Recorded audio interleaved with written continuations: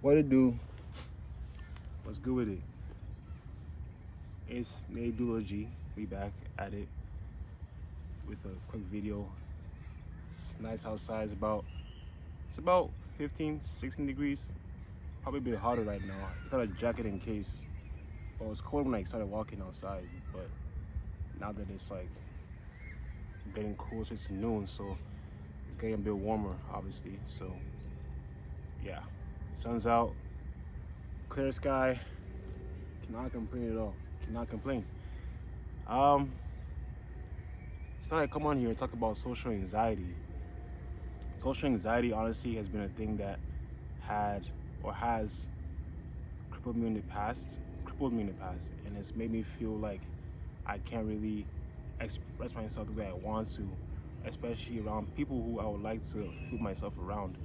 And it sucks, honestly, because it's like, what do you do when you're in a social setting where maybe you want to talk to a certain girl, a certain group of people who look really cool, and all these thoughts are coming in your head, and you start feeling anxious and start feeling self-conscious, and maybe start doubting yourself, to the point of like sweating or anything like that. So it can be really tough. And yeah, my journey in overcoming it, or my journey in still recovering from social anxiety, it's been an interesting journey, pretty exciting one too, I'll say, or fun. But I've read a lot of things about it. So my personality type, I practice more introversion personally. So that means that basically I get more energy when I'm by myself. It means that it's not really shyness or social anxiety. Those are three different things: shyness, social anxiety, introversion. Three different things entirely. And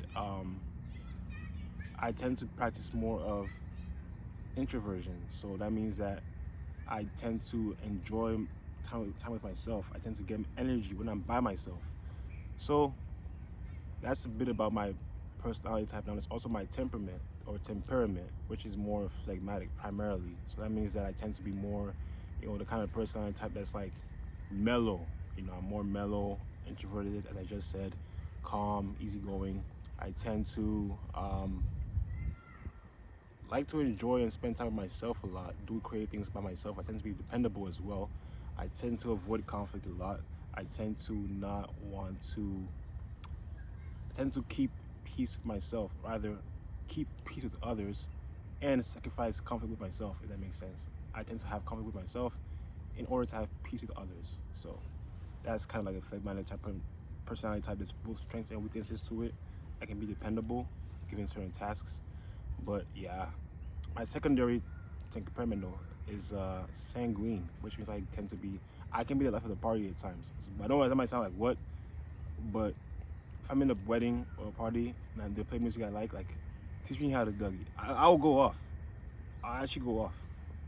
I'm not kidding. I'll actually go off. But like, it depends on the setting. It depends on the people as well. I can go off. So apart from the fact that those three things are different, I also had to take in that um, it's a journey, really. It's a journey overcoming shyness and social anxiety. Now, the difference between introversion, shyness, and social anxiety is kind of simple. Shyness just means that you have a desire. You can be an extroverted person, or you can sway more towards the extroversion side of the personality spectrum. But then you can also experience shyness. Shyness just means that you have a desire to communicate with people and to talk to people, but then you don't do it because it's anxiety, or you have fears, or um, you have this tendency to, what's the word now? Maybe self-doubt. You have a tendency to doubt yourself and things like that. That's how social anxiety. And then social anxiety is more of like, it can be a disorder. It can be it's actually a diagnosed disorder in the DSM-5. But social anxiety, just in its plain terms, can just be the fact that you have this self-consciousness when you're around in social settings, right? You're around people, and then you have to have this social anxiety. You have this anxiety about what people think about you, maybe self-doubt. It's similar to what's the word? It's similar to shyness. Just that with social anxiety, it's like a cycle. You want to communicate with people, then you get there, then immediately you get there, you want to leave, right? You want to leave. So I experienced that too. So yeah, those are three very interesting traits. I won't call myself shy. I would say I'm more someone who practices a lot of introversion, but at the same time, I tend to be experiencing social anxiety as well. So, yeah. So, how did I practice getting out? It was a B right there. Anyway, how I practice getting out of this, or my journey in getting out of this, is by church has helped me a lot. I can't lie. Church has really helped me a lot. So, it's a big church, so I will start by saying, and there's a lot of people.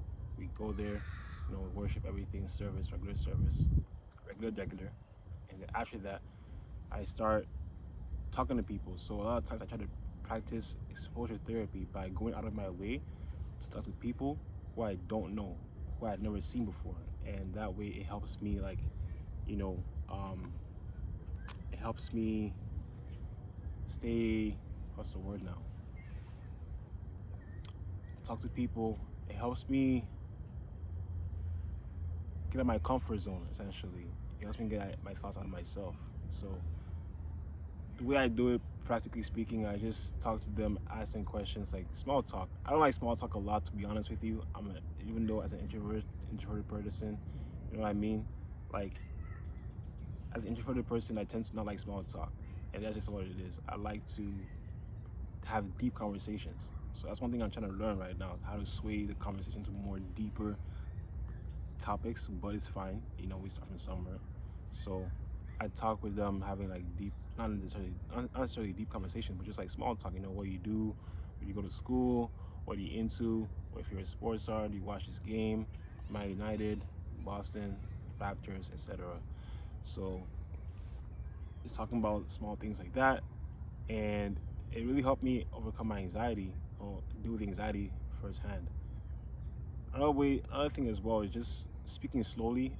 I think that I tend to speak really fast, especially when I'm feeling anxious or in a hurry. So I tend to speak faster when I'm anxious, because there's multiple things. Part of it is because I might fear that people might not want to hear what I want to say. Another thing as well is just the anxiety. So one thing that's helped me in slowing down my speech is actually using hand gestures like this. So actually being calmer and using hand gestures to explain myself and express myself better, so people can get me, so people can understand what I'm trying to say, and I can communicate what I'm trying to say in a better way. But yeah, um, and then it's also this whole aspect of um, being yourself. Is hard. It's like not hard.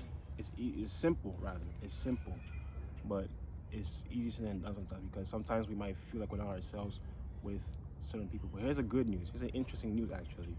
You can actually feel like yourself as someone who practices introversion a lot. You can actually still feel like yourself around people. You can actually still feel like yourself around people who might be more extroverted, people who may be more talkative, people who might be more, flamboyant than you. You can actually still feel like yourself around people. It just takes practice, and it just takes some, humility to making mistakes and things like that. Um, One thing I've learned is that in trying to in dealing with, what's the word now, in focusing on exposure therapy, I've learned that after a while you begin to actually learn more about yourself. You begin to learn that actually, wait a minute, I've actually come really far. I'm not as anxious as I used to be. How I knew this is because one day I actually interestingly went to like a get together. At least another church than the one I go to, a different church from the one I go to, and then I saw like people were just talking, and then like I was still a bit like reserved and everything, to be honest, but I realized that I had this urge to talk to certain people, and I didn't feel any ways about it.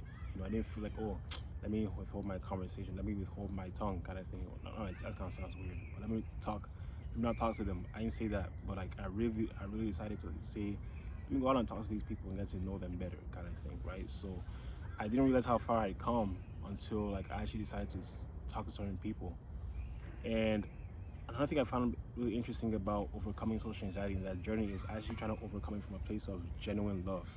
I think it's an interesting way to see it, but I think what I'm trying to say is actually authenticity.